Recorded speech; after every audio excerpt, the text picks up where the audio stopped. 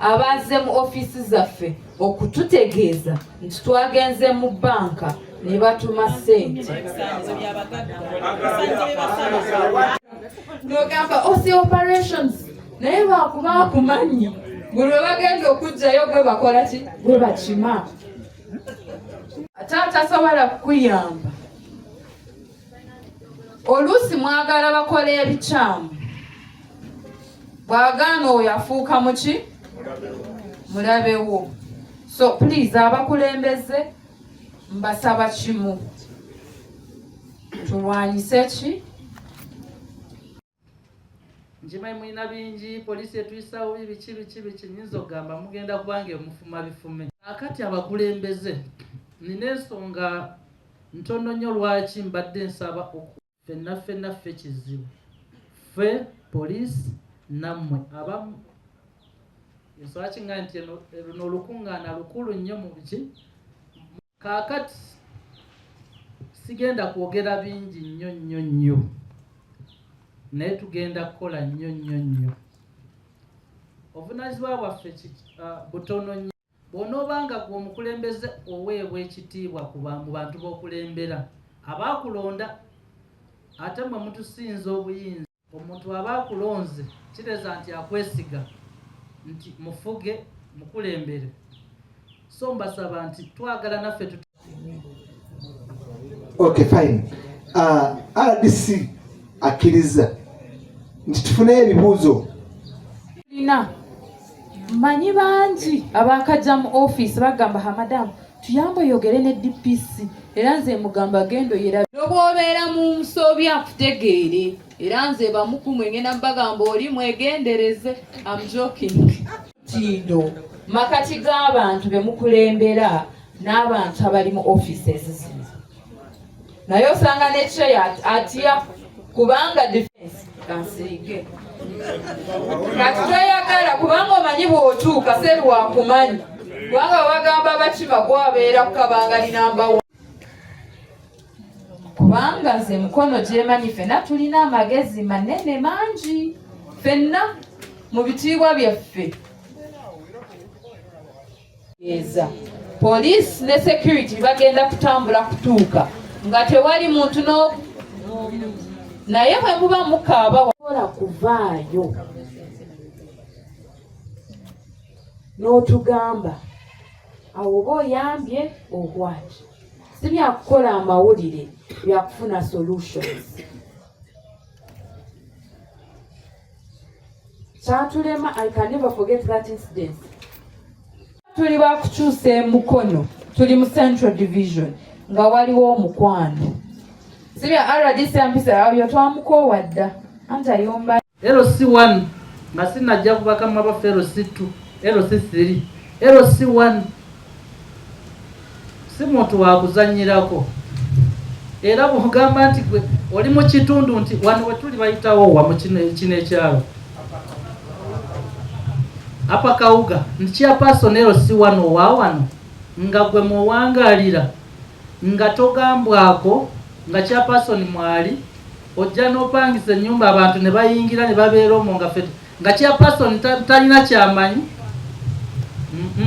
Mbasaba bwe kibanga weekiri tukyuse mu ekisooka ewaffe temweraliikirirayo eno gye tuli naye bassentebe kye mbasaba temutweraliikirira tutambulize wamu Mukono tugitereeze Central Division yeyagaza.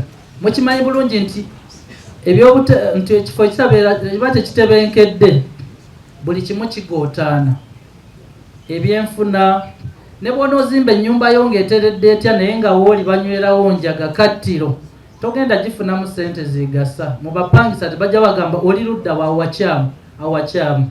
So mwagala temwagala mpulidde mukuba engalo wano simanyi balanzi oba mukulembeze wa kibiina ki. Nze ku sayidi yange nze ntumira kifaananyi kiri eri ekinene kya security. Nkakasa ntya nti Central Division egenda kubeerawo nga tetataganyiziddwa mu bya security. So nze mbasaba tunyweze ekintu kimu security. Bwe mutuvaamu ffe tujja ne tugenda naye mwe temugenda ne bw'onoova mu ntebe ogenda sigalawo ki wooli. ku security ya Central Division mu byalo 81 obuvunanyizibwa bwaffe bwa 30%, 70% yammwe. Kyenvudde mbagamba nti teri kigenda kukolebwa nga mmwe temuli involved. Buli kimu nze kugembanyi genjagala tubawe gokka nti chairperson ne committee yagiweereza mu kifo bawandiise abantu abali mu Upper Kawuga nti abantu baganye bamugobye. Awo ffe wetweyingirirawo tukuwe ku mani power bati omuntu atagala kumumanya ngero si wano ayagala omumanya aba mukyamu. Kyekitegeeza ekyo tekiriiko kubuuza. Ffe kiba kituyambye fawo tujje tumunone ati mugambe chairperson yakuta. So njagala tubaye kumanya abo kakati agenda yaffe omanyi bwensinga n'abakulembeze entabuka kubamba mmanyi nti ndi ku bantu abatuufu mu bitundu byaffe. Embeera embi n'obumenyi bw'amateeka mutuyambe. We want those hardcore criminals. Those hardcore criminals. Nze mubandeetere, we shall handle them. Some of these things tebikirizibwa. Era owaboda bw'anuuki nga weetuli ne bw'aba badduse bw'ogamba nti kino the next time ogenda kusanga patrol OC traffic nga bali mu kitundu ekyo. Tukwateyo omu babiri. That is a lesson to the rest. Then abala bwe bakwata bakuta abantu bafe ababoda. No, lwaki babakwata? Tutereeze abakulembeze, tutereeze. Especially wano wetuli amagezi mangi nnyo, naye mu magezi gaffe amangi tugakozese okuweereza abantu. The accountability gy'ogenda okuwa waliwo yagamba nti mwe mulirake basigala babongezayo LC1s naye akadde kagenda kutuuka ne munoonya naye nga bagenda okulonda. What accountability are you going to give ng'omukulembeze w'ekitundu? Ntugwa abadde akaabisa abantu kubanga okutuula madamu twaŋŋamba chairperson yali mu mataka nti okoledde abantu kozi mwewaayo mukolere ki Abanayuganda abaabateekamu essuubi ne bagamba mutukulembere babakwasiza ebisumuluzo. Simanyi motoka ze muvuga biri ebisumuluzo bye baabakwasa biri bitya. We shall know that when the time comes. Twogera nga abakulembeze abali wano naye nze mbadde njagala tetubeera wano n'omupya ne tumulimba ne tuteetereza eri munda. Lwaki tu incitinga communities? Ba chairpersons aba incitinga communities okukola ebikyamu. Akadde ke tugendamu tukategeera. Mbasaba tukole kye tulina okukola. It is not time to incite communities. Ng'afuuse ekizibu lwaki tomuleka kizibu mmwe abakulembeze? So mbadde nsaba nti ffe ng'abakulembeze n'obukiiko bwaffe era olaba buli omu aze n'omu babiri tukyuse mu nkola. Offices teri agoba muzeekane nakugobako mu office yange sigoba bantu. Waliwo agoba abantu mu office era bw'ojja one on one n'ogamba madamu tulina ekizibu kino ffe tumanyi bwe tusobola okihandolinga. Tulina omwana ekizibu kitudde mukavule mukyala Kayitiro n'ogamba naye ono omwana tugenda mumuhandolinga. Mulina chairperson omanyi mugezi nnyo era bimu bye mbadde njagala bakubira abayambye n'abayamba n'abalwanira. Mulina ebimansulo mu bitundu byammwe naye LC avuddeyo n'atugamba naye madamu tufa tulina ebimansulo. Tewali kubanga nammwe mugendayo.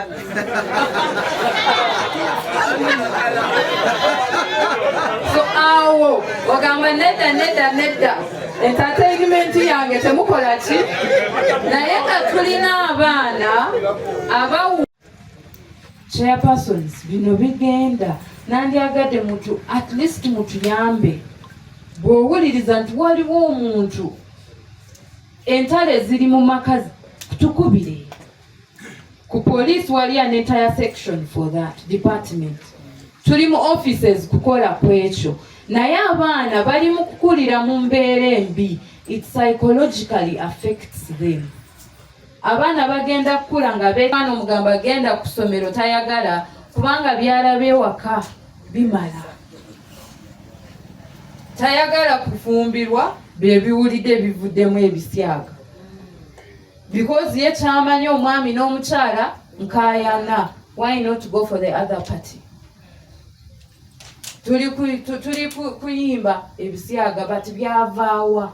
Those are some of the reasons. So temushieldinga kubanga oli mukwano gwo n'osirika. Time yo nga tuli kulumbe ate abadde amukuba nnyo. Naye nga mwena musirise chairpersons ogw'omulimu gwaffe ng'abakulembeze n'abakyala munnange kati bakuba. Abasajja mbadde saagala mwogere nnyo. N'abakyala bakola ki? Njagedde ku bakyala okukuba abasajja. I think we have a problem. Things are changing here.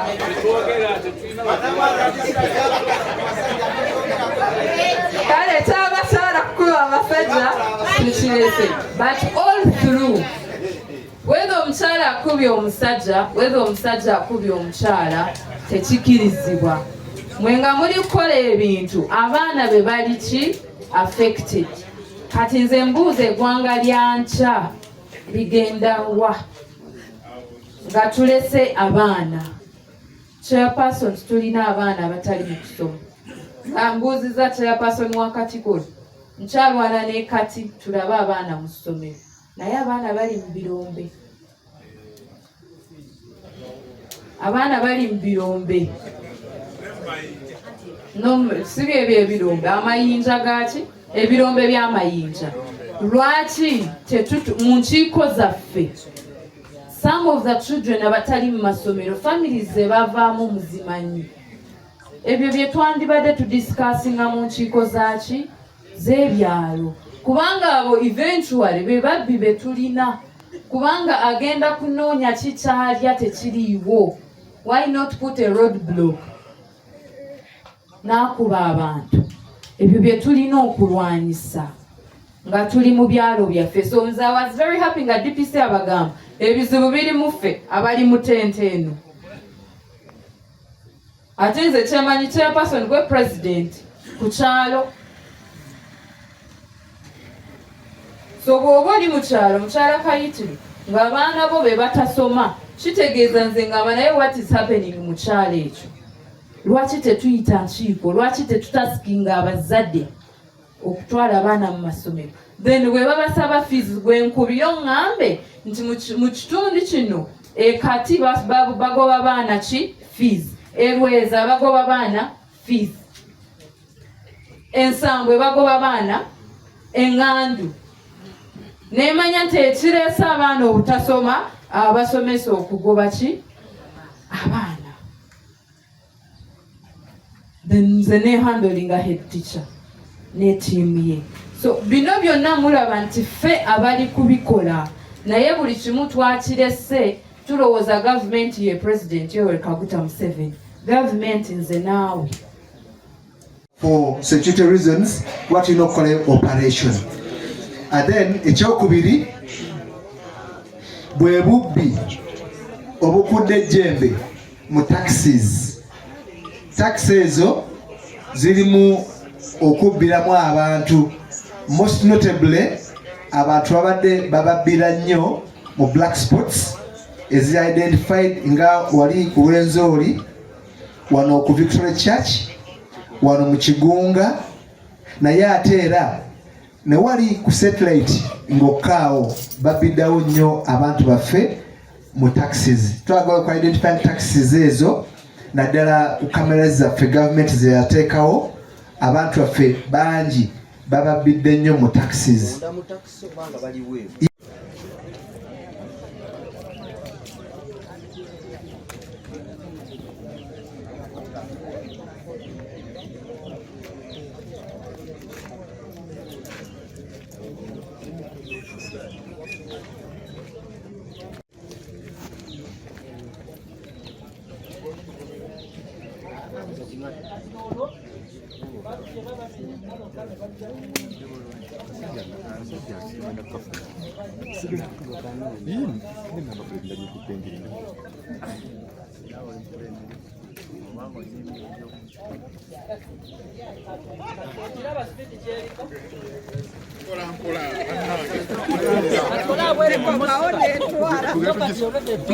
Kyamanika bamukwata ebitonde.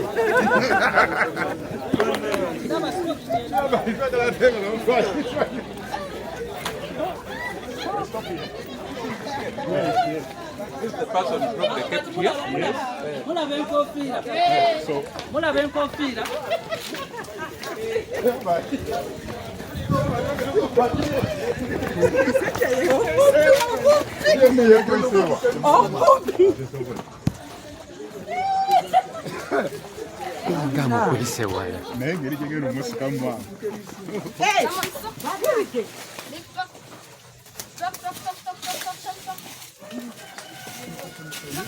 Kyamanika yekwese musolooza. Kyamani sibadde lya ddala weekwese wala nnyo olimba. Kyamani si lya ddala weekwese akakutwala kadda. Musolooza.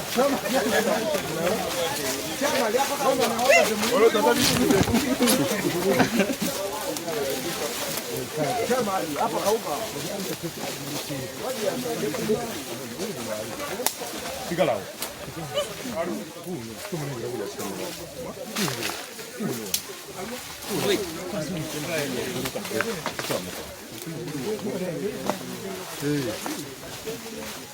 Continue.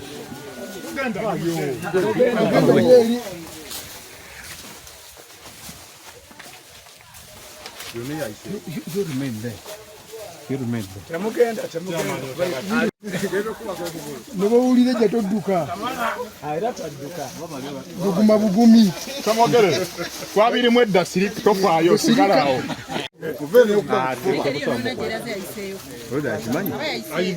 Yonna gyeyise gyeyitaka gyeyiseeyo. Yekwesa ayimirira. Ate kati bwe najjina yekwata mpale. Kyemanika bwetoolodde nnyo. So, when you see, you see the action of the dog there. He's getting the scent. It is rotating, he's getting the scent. So the location of the person it is hidden here.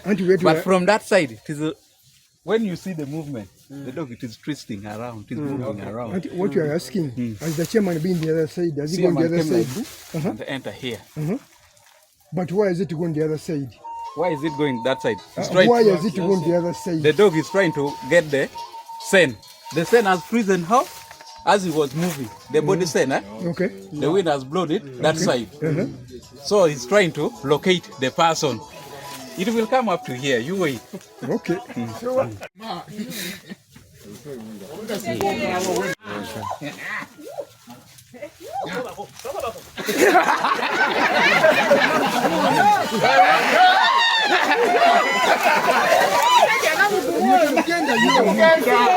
Tosobola muluma bw'oba tolwanye tekuluma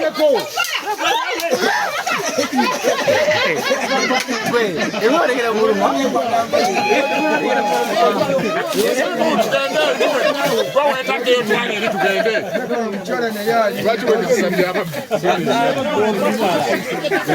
buli wolwana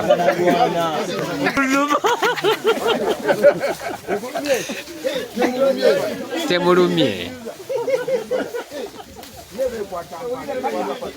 That you don't fight, don't oppose. I told even him, but for him, he was, you know, people fear dogs. So he was trying to resist. To the moment you try shaking. Omwami omulala akagalo bakatemyeko yabadde ayisa n'akwata akagalo k'omwami ne kavaako tetumanyi oba bagwawa amateeka tegabakwata biri very dangerous abantu abavuga manya n'eddoboozi Muhammad Wasatakwana nga ndi ssentebe waggulu Mukono Central Division. Tubadde mu lukiiko lwa security meeting wano lubadde mu DPC Deputy RDC wa municipality n'abakulembeze ba LC1 ne LC2 ne bakansala ne chairman waffe wa LC3 naye nga bakulembeze ekintu kyekisinza okutusoomooza ennyo be bantu abakulumulukuka okweyiwa mu kibuga Mukono. Bakulumulukuka emisana n'ekiro ne bayingira nga tetubalinaako control. Abantu abo tebalina we basula, babeera ku mabaala, babeera batambula bwe bati, ne basimbula amapikipiki g'abantu ababeera mu mabaala, ne basimbula amapiki ababeera ku maduuka. Obubbi obwo butukoze bubi nnyo, mpozi ne tugattako n'obubbi obwakayingira wano obwa tekisi bubadde buli Kampala. Naye okubbira abantu mu tekisi